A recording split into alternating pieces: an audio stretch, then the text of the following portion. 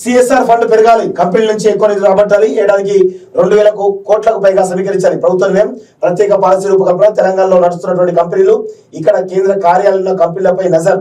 Pharma, ఇతర పరిశ్రమలు, IT కంపెనీల నుంచి ప్రస్తుతం వస్తున్నటువంటి వాటా పెంపులకు నిర్ణయం అంటూ చూస్తాం. సో రేవంత్ రెడ్డి ఏం చేయాలి తెలుసా? ఈ సిఎస్ఆర్ ఫండ్స్ ఒకటి పక్కన పెట్టండి.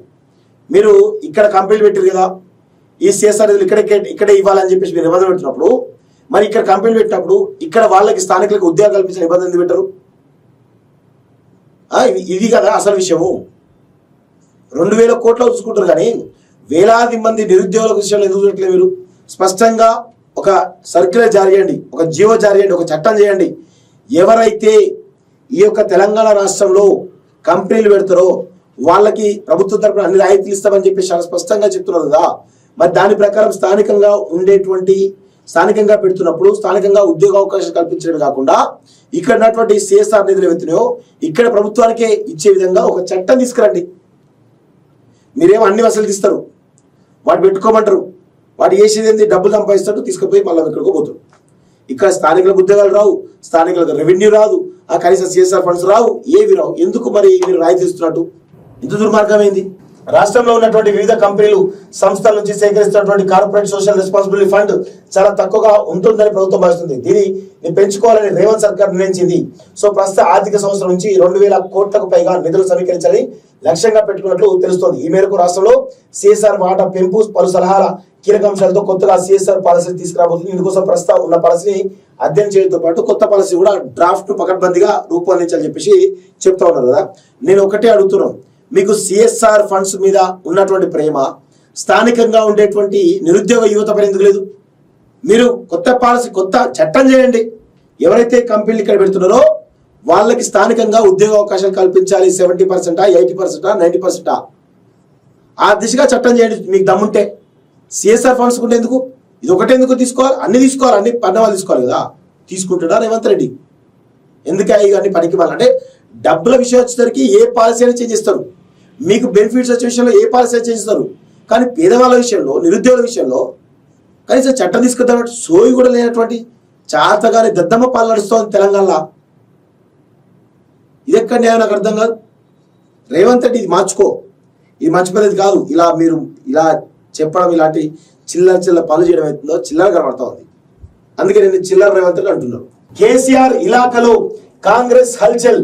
గజ్వేల్లోని ఎమ్మెల్యే క్యాంపు కార్యాలయంలో సీఎం రేవంత్ రెడ్డి ఫోటో పెట్టిన కాంగ్రెస్ నేతలు భారీగా కాంగ్రెస్ శ్రేణులు అడ్డుకున్న పోలీసులు తోపులట. అద్దాలు ధ్వంసం, ఆఫీస్ పై దాడి చేశారని బీఆర్ఎస్ ఫిర్యాదు.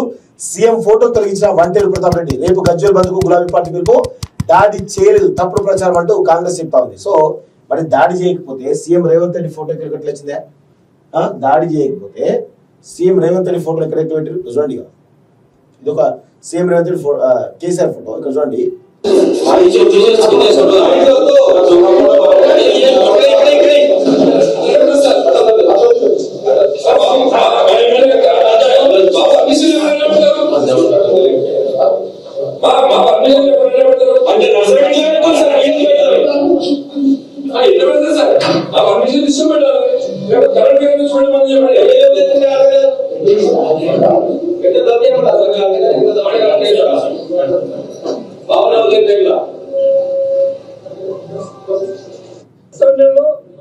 పోలీస్ స్టేషన్ కీకపెట్టులో ఉన్నటువంటి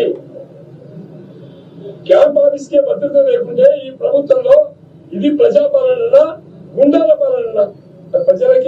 ప్రజలకు అర్థం చేసుకున్నటువంటి రోజు దగ్గరలో ఉంది.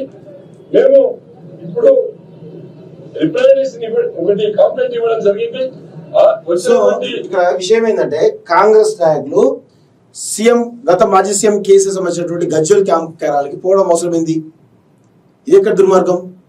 ఇప్పుడు సీఎం రేవంత్ రెడ్డి ఉన్నాడు, సరే క్యాంపు కార్యాలయానికి పోవట్లేదు, కేసీఆర్ పోవట్లేదు అని చెప్పేసి మీరు అంటున్నారు. ఓకే, మంచిదే. మరి రేవంత్ రెడ్డి పోతున్నాడా సీఎంగా ఉండి క్యాంప్ కార్యాలయానికి? మంత్రులు పోతున్నారా క్యాంప్ కార్యాలయానికి? ఎవరు పోతున్నారు? ఇది ఎక్కడ దుర్మార్గం? ఇంత రాజకీయం నాకు అర్థం కాదు.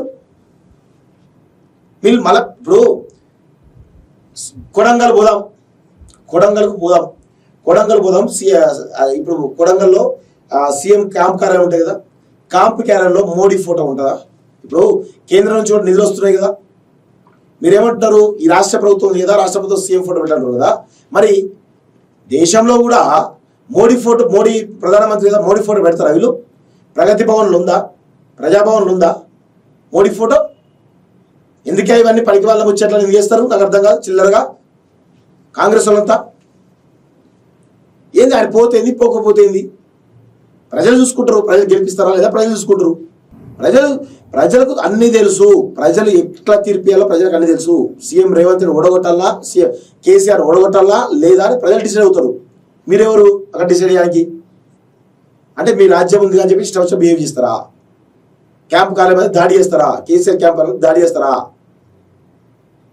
అడిపోయి కేసీఆర్ ఫోటో పెడతారా? ఎందుకు కేసీఆర్ ఫోటో పెడతారు? కేసీఆర్ రేవంత్ రెడ్డి ఫోటో పెడితే మోడీ ఫోటో కూడా పెట్టండి. పెడతారా? పెట్టే దమ్ముందా?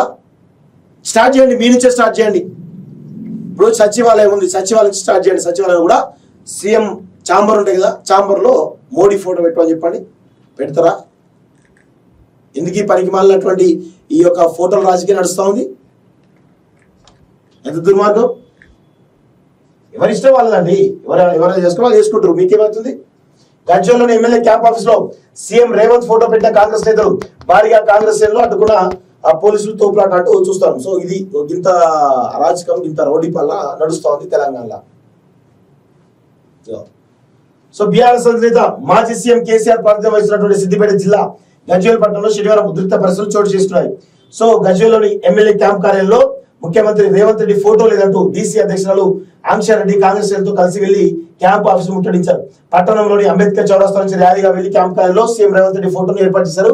అయితే కాంగ్రెస్ కార్యకర్తలు పెద్ద సంఖ్యలో వచ్చినట్లు తెలుసుకున్నటువంటి గజ్వేల్ ఇన్స్పెక్టర్ రవికుమార్ తన సిబ్బందితో కలిసి అక్కడ వెళ్లి వారిని అదుపు చేసే ప్రయత్నం చేశారు. ఈ క్రమంలో కార్యాలయం అద్దాలు ధ్వంసమయ్యాయి.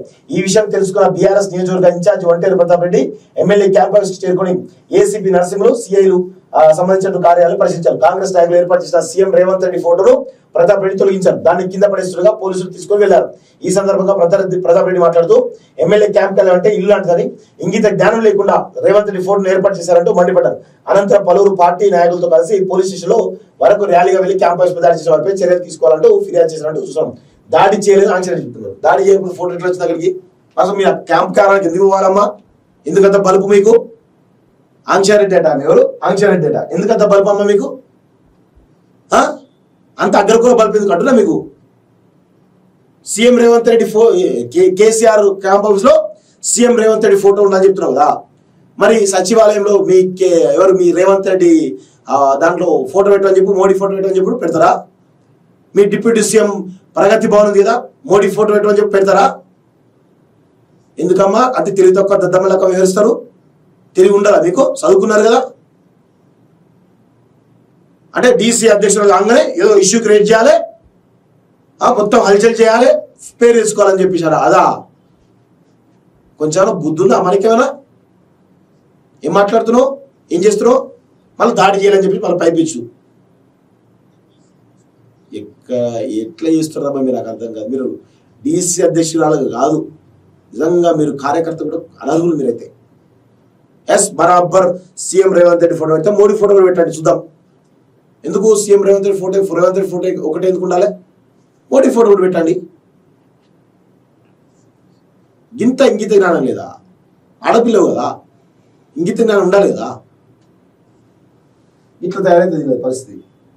సో క్యాంప్ ఆఫీస్ పై దాడి చేసిన వాస్తవం కాదని డీసీ అధ్యక్షులు ఆంక్షరెడ్డి అన్నారు. పోలీసులు తమ అడ్డుకునే క్రమంలో తోపులాట్లో అద్దాలు దోషమయ్యాయని తెలిపారు. మరోవైపు ఎమ్మెల్యే క్యాంప్ కార్యాలయంలో జరిగిన ఘటనపై తప్పుడు ప్రచారం జరుగుతుందని గజ్వేల్ మాజీ ఎమ్మెల్యే తుంకు నర్సారెడ్డి అన్నారు. తుంకు నర్సారెడ్డి అట మాజీ ఎమ్మెల్యే. ఏమే ప్రభుత్వ ఆస్తిగా ఉన్నటువంటి క్యాంప్ కార్యాలయంలో ముఖ్యమంత్రి చిత్రపటం లేక పోవడానికి గమనించి తమ పార్టీ కార్యకర్తలు అక్కడికి వెళ్లి చిత్రపటం ఏర్పాటు చేశారని తెలిపారు. సో ప్రభుత్వ కార్యాలయం అన్నప్పుడు, ప్రభుత్వ ఆస్తి అన్నప్పుడు 100% రేవంత్ రెడ్డితో పాటు మోడీ ఫోటో కూడా పెట్టాలి. ప్రభుత్వ ఆస్తే కదా, మోడీ ఫోటో ఎందుకు కూడా? రేవంత్ ఫోటో పెట్టాలి అని చెప్పేసి అంటారు. ఎందుకే పనికి మాలిన ఫోటో అవసరమా?